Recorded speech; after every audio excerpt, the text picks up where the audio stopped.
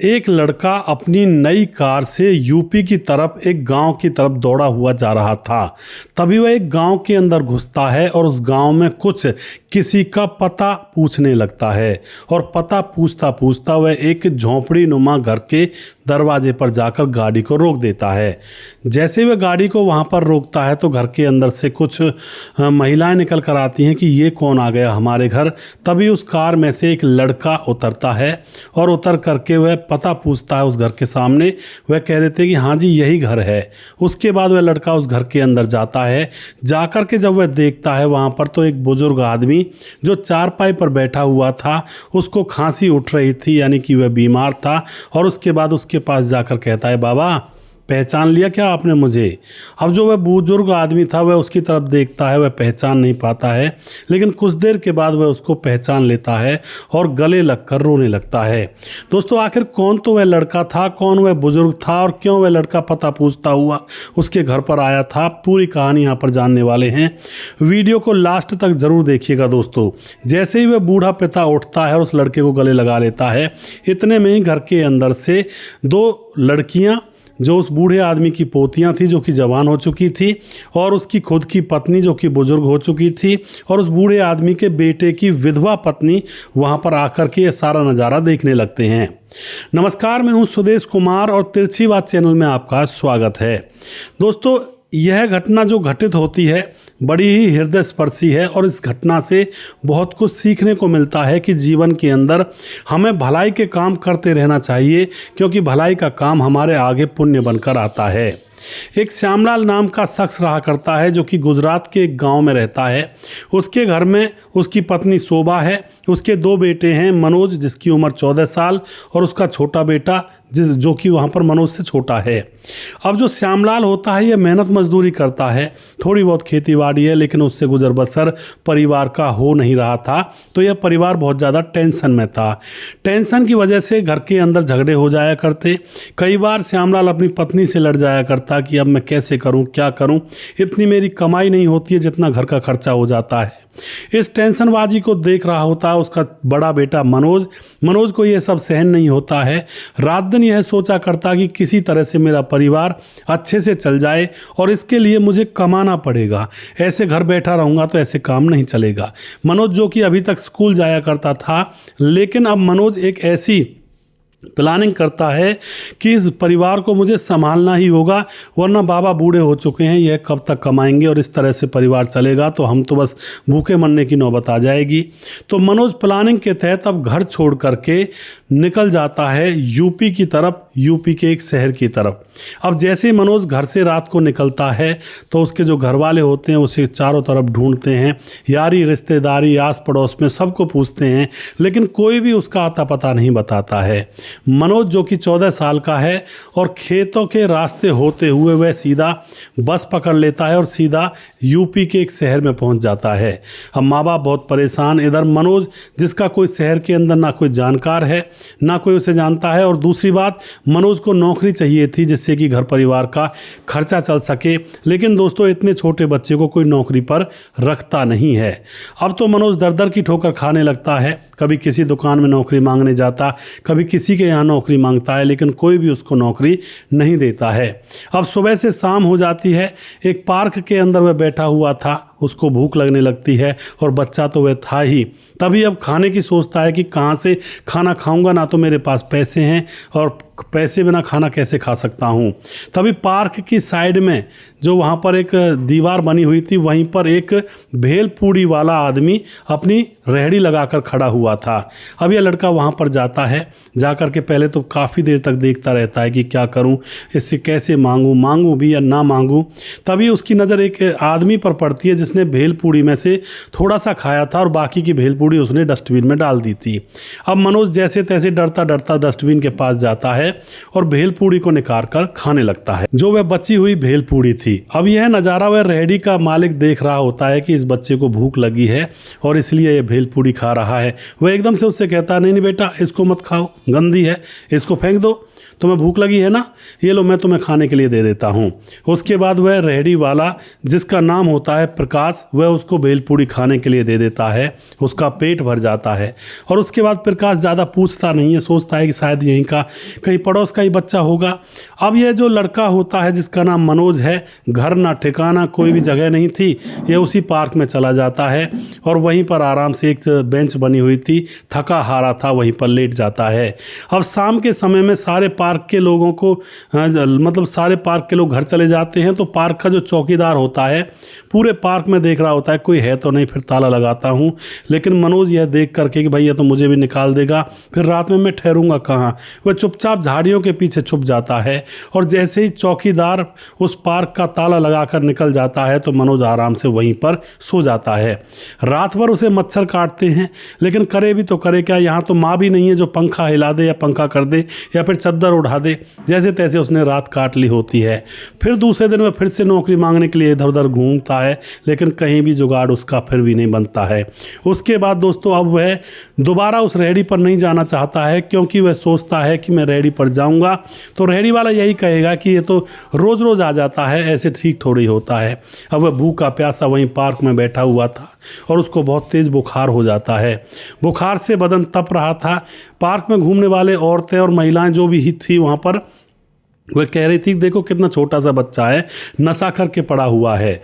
लेकिन कोई ये नहीं देख रहा था कि यह बेचारा बुखार से ग्रस्त है। ऐसा ही होता है दोस्तों, जब किसी के ऊपर बालीवास नहीं होता है और अकेला कहीं फंस जाता है तो दुनिया न जाने कैसी कैसी नज़रों से देखा करती है। शाम हो जाती है। शाम को वह आराम से उसी मेज़ पर लेटा हुआ था पार्क के अंदर। तभी वहाँ पर वह रेहड़ी वाला होता है, उसकी नज़र उसी के ऊपर थी पूरे दिन भर, उसी को देख रहा था। तो रेहड़ी वाला जो प्रकाश होता है वह भांप जाता है कि इसका कोई घर नहीं है। मेरे हिसाब से तो अगर घर होता तो अपने घर चला जाता, कल भी यहीं पर लेटा हुआ था, आज भी वहीं पर लेटा हुआ है, और इसने खाना कहाँ से खाया होगा। उसके बाद जो प्रकाश होता है रेहड़ी वाला, वह वहाँ पर जाता है, जा कर के उससे कहता है बेटा तुम अपने घर नहीं गए। अब ये एकदम से थोड़ी थोड़ी आंखें खोलता है, बुखार से बदन तप रहा था। ये कहता नहीं अंकल मेरा घर नहीं है यहाँ पर। अब तो उसके बाद जो वह प्रकाश था रेहड़ी वाला, उसको तरस आ जाता है। इसके बदन को जब छूता है तो इसको बहुत तेज़ बुखार था। और प्रकाश कहता है कि इस तरह से तो तुम्हें दिक्कत हो जाएगी, चलो मैं तुम्हें डॉक्टर को दिखाता हूँ। अब लड़का कहता है मेरे पास पैसे नहीं हैं। प्रकाश उसको उठा ले जाता है और डॉक्टर को दिखाता है। वहाँ दिखाने के बाद डॉक्टर कुछ दवाइयाँ दे देता है तो प्रकाश का बुखार आधे घंटे के अंदर अंदर उतर जाता है। उसके बाद प्रकाश पूछता है बेटा तुम्हारा घर? लड़का कहता मैं तो यूपी का नहीं हूँ, मैं तो गुजरात का रहने वाला हूँ। और सारी परेशानी अपने घर की उस प्रकाश रेहड़ी वाले को बता देता है कि मेरे घर में पापा की कमाई बहुत कम है और उसकी वजह से घर में झगड़े होते हैं, गुजारा नहीं हो पाता है, इसलिए मैंने सोचा कि मैं बाहर जाकर कमाऊँगा, इसलिए मैं यहाँ पर आ गया दर दर की ठोकर खाता हुआ, मुझे कोई नौकरी भी नहीं मिल रही है।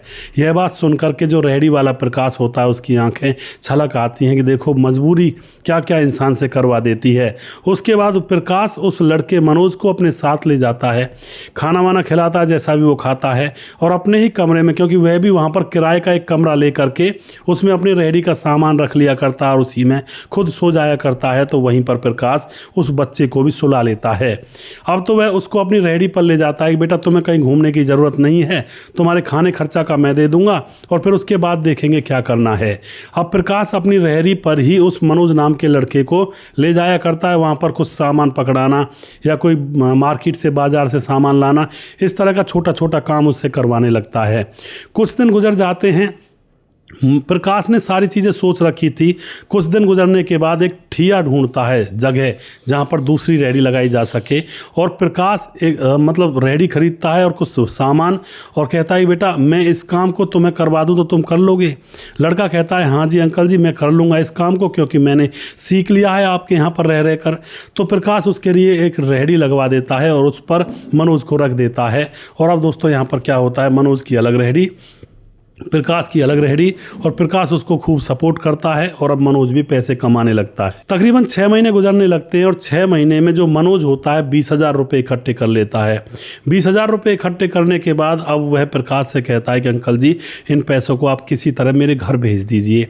अब उस समय दोस्तों ये फ़ोन पे वगैरह ये चीज़ें नहीं हुआ करती थी, तो प्रकाश अब उन पैसों को लेकर के उस लड़के से उसके घर का पता पूछ कर कहता है कि तू ऐसा कर, रेहड़ी को संभाल लेना मेरी वाली को, अपनी वाली को हाँ मत निकालना, क्योंकि वहाँ पर ग्राहक कम आते हैं, मेरी रेहड़ी पर ज़्यादा आते हैं, ठिया जमाया है, इसको चला लेना तू और मैं तेरे पैसे देकर आता हूँ। पैसे लेकर के प्रकाश निकल जाता है गाँव की ओर। वहाँ जा कर के वह उसके माँ बाप से मिलता है, माँ बाप को बताता है कि आपका बेटा मनोज यूपी के अंदर है और मेरे पास है। माँ बाप अपने बेटे मनोज की बात के बारे में सुन करके एकदम से व्याकुल हो उठते हैं, कहते हैं हमारा बेटा कहाँ है, उसको वापस भेज दो। प्रकाश कहता है कि चिंता मत करो, उसके अंदर सीने में ललक है, वह परिवार को अच्छे से चलाना चाहता है और उसकी अच्छी कमाई हो जाती है और मेरे पास वह काम करता है। इस बात को सुनकर माँ बाप थोड़े खुश होते हैं कि चलो हमारा बेटा सही तो है कहीं पर। 20,000 रुपये दे करके प्रकाश अपने घर आ जाता है, मतलब वापस आ जाता है, लेकिन वह रेहड़ी पर नहीं पहुँच पाता है। जो मनोज होता है इंतजार करता है। प्रकाश का ना कोई फ़ोन था, उस टाइम फ़ोन ज़्यादा नहीं हुआ करते थे, पुराने समय की बात है। तो जो मनोज होता है अब प्रकाश की ही रेहड़ी को रोज़ निकालता, सामान बनाता, उसको बेचता, काफ़ी पैसे इकट्ठे होने लगे थे, लेकिन वह प्रकाश का इंतज़ार करता था। उसका सामान भी कमरे में पड़ा था प्रकाश का, और वो कमरा था जिसमें प्रकाश रहता था, उसी में मनोज रहता और उसका किराया खुद दे दिया करता। इंतज़ार करते करते काफ़ी दिन गुजर जाते हैं। अब मनोज के पास और पैसे इकट्ठे हो जाते हैं, तो वह सोचता है कि इन पैसों को मैं घर खुद ही देकर आऊँगा। और उसके बाद दोस्तों मनोज काफ़ी पैसे, यानी कि साल 1.5 साल गुजर गया था, तो तकरीबन 1,00,000-1.5 लाख रुपए तो उसके पास इकट्ठे हो जाते हैं। और उन पैसों को लेकर के मनोज अपने घर पर पहुंच जाता है। घर जाने के बाद माँ बाप उसको गले लगा लेते हैं कि बेटा तू कहाँ था, आज तक तुमने खबर भी नहीं की और तू इतने ऐसे छोड़कर हमें क्यों चला गया। मनोज बहुत सारे पैसे अपने माँ बाप को देता है और कहता है कि ये लो पैसे, घर का खर्चा चलाओ और चिंता मत करो, मैं ठीक हूँ। उसके बाद माँ बाप से मिलने के बाद वापस अपनी दुकान पर आ जाता है, लेकिन प्रकाश अभी भी उसके पास नहीं पहुँचा था। उसके बाद मनोज के अंदर बहुत ज़्यादा लगन थी, तो वह दूसरा काम स्टार्ट करना चाहता है, और दूसरा काम था उसका पेंटिंग का, यानी कि रंगाई पुताई घरों की। पेंटिंग में बहुत सारे पैसे उसको बचने लगते हैं और वह उस एरिया का बहुत ही नामी ग्रामी पेंटर बन जाता है। अब जब उसके पास काफ़ी काम आने लगता है, तो वह फिर से अपने घर जाता है और अपने माँ बाप को बताता है कि मेरे पास काफ़ी काम निकल रहा है और उससे काफ़ी अच्छे पैसे भी कमा रहा हूँ, ये लो कुछ पैसे मैं घर के लिए लेकर आया हूँ, और अगर काम करना है तो बाबा आप भी मेरे साथ चलिए। और छोटा भाई है, अब वो भी बड़ा हो चुका था 20 साल का, उसको भी ले चलते हैं और वहाँ पर बहुत काम है, खूब पैसे कमाएंगे। तो ये तीनों बाप बेटे अब वहीं पर पहुँच जाते हैं और वहाँ पर खूब काम करते हैं, खूब पैसे कमाते हैं। और इसी तरह से धीरे धीरे मनोज होता है लड़का, वह अमीर बन जाता है, शहर में एक मकान ले लेता है, गाड़ी और मोटरसाइकिल वगैरह हर चीज़ उसके पास हो जाती है। अपनी माँ को भी वह शहर ले जाता है और पूरा परिवार शहर में ही रहा करता है। अब दोस्तों यहाँ पर जो दुकान थी प्रकाश की, जिसमें वह पहले पहले रहा करता था, उसको जब उसने छोड़ा था, घर मकान नया लिया था, तो उसमें से प्रकाश के सारे सामान को निकाल करके वह अपने घर पर लाने लगता है, क्योंकि उनमें प्रकाश की यादें थी। जिस आदमी ने उसको राह बताई, सहारा दिया, वह उसके सामान से भी बहुत ज़्यादा प्यार किया करता था। अब जैसे उस सामान को वह अपने घर के अंदर लाता है, तो उस सामान को जैसे खोल कर देख रहा होता है, तो एक कॉपी के अंदर प्रकाश का पूरा एड्रेस मनोज को मिल जाता है। अब तो उसकी खुशी का कोई ठिकाना नहीं रहता है। वह दोस्तों एकदम से तैयारी करता है, गाड़ी में बहुत सारा सामान भरता है, खाने पीने की चीज़ें, राशन पानी और भी बहुत सारा सामान, कुछ पैसे भी लेता है और सीधा उस एड्रेस के जगह पर जाकर पहुंच जाता है। एक गांव था लोकल सा, उस गांव के अंदर साधारण सा घर था, और उस घर के अंदर अब वह पहुंच जाता है गाड़ी लेकर के, और वहां पर दोस्तों वह देखता है कि बुजुर्ग आदमी वही प्रकाश चारपाई पर बैठा हुआ खांस रहा है, उसकी तबीयत थोड़ी ख़राब है। वहां जाकर अब वह उसके पास खड़ा हो जाता है कि बाबा आपने मुझे पहचाना। अब जो प्रकाश होता है ऊपर देखता है तो वह पहचान लेता है, और वह लड़का कहता है कि मैं वही हूँ मनोज जिसको आपने सहारा दिया था। दोनों गले मिलकर रोने लगते हैं। इतने में ही प्रकाश की पत्नी और उसकी एक विधवा बेटे की पत्नी और उसकी 2 पोतियाँ वहाँ पर आ जाती हैं। उनको देख करके अब यह लड़का मनोज पूछता है कि ये कौन है। वह बताता है कि ये मेरा परिवार है और मेरे बेटे की मौत हो चुकी, और तुम सोच रहे होंगे कि मैं तुम्हारे पैसे लेकर भाग गया। मैं तुम्हारे पैसे तुम्हारे माँ बाप को देकर आया था, और जैसे वापस घर से होकर लौट रहा था तो मेरे बेटे की मौत हो जाती है, इसलिए मैं वापस नहीं आ पाया, क्योंकि घर के अंदर एक आध तो पुरुष चाहिए ही चाहिए। अब यह सारी बातें सुन करके मनोज सो कहता है उससे कि नहीं बाबा मुझे पता है, मेरे माँ बाप ने बता दिया था कि एक आदमी आया था जो 20,000 रुपये देकर गया था। मेरे मन में ऐसा तो सवाल उठा ही नहीं था, आप ऐसी कैसी बात कर रहे हो। उसके बाद दोस्तों जो मनोज होता है प्रकाश से कहता है बाबा अब आप चिंता मत करिए, आपके घर का सारा खर्चा मैं उठाऊंगा। और उसके बाद क्या होता है दोस्तों, यहाँ पर अब जो प्रकाश होता है वह खुश हो जाता है और खुश होकर के अब यहाँ पर जो मनोज होता है, मनोज अब उस बुजुर्ग आदमी के लिए सारा इंतज़ाम करता है, उसके घर को भी अच्छा बनवाता है, जैसे तैसे कुछ समय तो लग जाता है।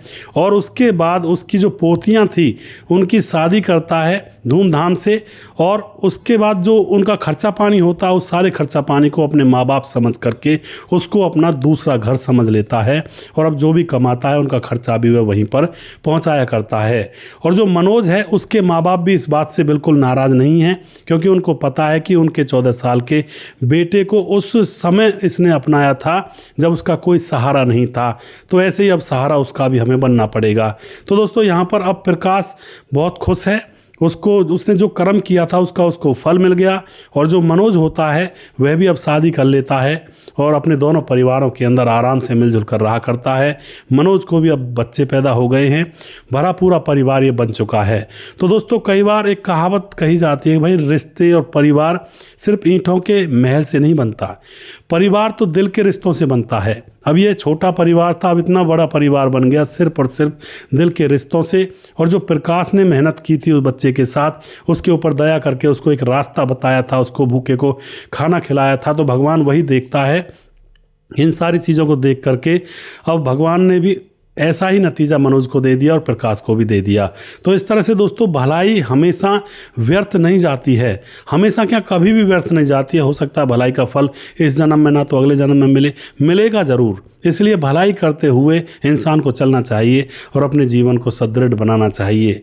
दोस्तों वीडियो कैसा लगा आपको, इसके बारे में ज़रूर लिखा करें। वीडियो के लास्ट में कुछ भाइयों के नाम ज़रूर लेना चाहूँगा जो भाई हमारे वीडियोज़ को देखते हैं और हमें खूब सपोर्ट करते हैं। तो दोस्तों हमारे साथ हैं हमारे भाई राजेश कुमार हैं, जो कहते हैं सुदेश भाई जी आपकी बहुत अच्छी कहानी सुनाते हो, मैं राजेश ठाकुर हरियाणा से हूँ। बहुत बहुत धन्यवाद करते हैं राजेश भाई आपका। उसके बाद हमारे साथ हैं नरसिंह नाम से आईडी है जो कमेंट करते हैं, साहब अहमद हमारे भाई कमेंट करते हैं। और उसके बाद हमारे साथ हैं साहबुद्दीन हमारे भाई कमेंट करते हैं, आपकी बातें बहुत अच्छी लगती हैं, नाम है मेरा साहबुद्दीन। बहुत बहुत धन्यवाद करते हैं साहबुद्दीन भाई। उसके बाद हमारे साथ हैं मुनीर अहमद हमारे भाई कमेंट करते हैं, और हमारे साथ है उत्कर्ष जैन कमेंट करते हैं, और घनश्याम साहू हमारे भाई कमेंट करते हैं। और उसके बाद हमारे साथ हैं हरिंदर सैनी हमारे भाई कमेंट करते हैं, कहते हैं God bless you always sir. बहुत बहुत धन्यवाद करते हैं भाई का। राम मोहम्मद यासीन लाहौर पाकिस्तान से हमारे वीडियोस पर लगातार कमेंट करते हैं, भाई का बहुत बहुत धन्यवाद करते हैं। ऋतिक कुमार कमेंट करते हैं, मोहम्मद मुजाहिद कमेंट करते हैं, नमस्ते सर जी वीडियो आपका बहुत अच्छा लगता है, बहुत बहुत धन्यवाद जी। दयाशंकर सिंह हमारे भाई कमेंट करते हैं, दयाशंकर सिंह राजपूत ठाकुर यूपी 43 गोंडा से हैं भाई जी, राम राम भाई साहब जी। उसके बाद आदेश कोहली हैं यूपी फिरोजाबाद से हैं, राम जी राम राम। पंकज भाई हमारे जो कि आंखों से दिखता नहीं है और हमारे साथ लगातार बने रहते हैं, भाई का बहुत बहुत धन्यवाद करते हैं। और दिलीप राजपूत जिला खंडवा गोकुल गांव से हैं भाई साहब, राम जी। और उसके बाद मोहम्मद कलाम कमेंट करते हैं, जानकी गंगवार बहनें हमारी कहती हैं कि दिल को झकझोर देने वाली कहानी है भैया जी, ऐसा बेटा किसी माँ का ना हो। जी बिल्कुल बहन, सही कह रही हैं आप। उसके बाद हमारे साथ अब्दुल रहमान कमेंट करते हैं, धीरज जायसवाल कमेंट करते हैं। और उसके बाद हमारे साथ हैं सुंदर लाल अहिरवार जो कि पुराना कमेंट है 2 दिन पहले। उसके बाद हमारे साथ हैं राजकिशोर चौरसिया महाबलेश्वर महाराष्ट्र से हैं, हमारे वीडियोस को लगातार देखते हैं। राधेश्याम शर्मा सिरसी जयपुर राजस्थान से हमारे वीडियोस को लगातार देखते हैं। उसके बाद राम बहादुर सिंह कमेंट करते हैं, बहुत बहुत धन्यवाद करते हैं, कहते हैं कहानी का अंत बहुत ही हृदय विदारक है। राम बहादुर सिंह रायगढ़ छत्तीसगढ़ से हैं। सुशील चौधरी हमारे भाई कहते हैं कि बताओ क्या क्या हो रहा है भाई। जी बिल्कुल। पप्पू सरदार जी कमेंट करते हैं। और उसके बाद कुछ भाई हमारे फेसबुक पर हैं, उनके भी नाम लेना ज़रूरी है क्योंकि वो भी खूब सपोर्ट करते हैं और सब अपना आशीर्वाद बनाकर रखते हैं। तो फेसबुक पर एक कहानी डाली थी मैंने, पति ने अपनी पत्नी को दूध वाले के यहाँ पर ले जाकर छोड़ा, उसकी कमेंट मैं यहाँ पर पढ़ रहा हूँ।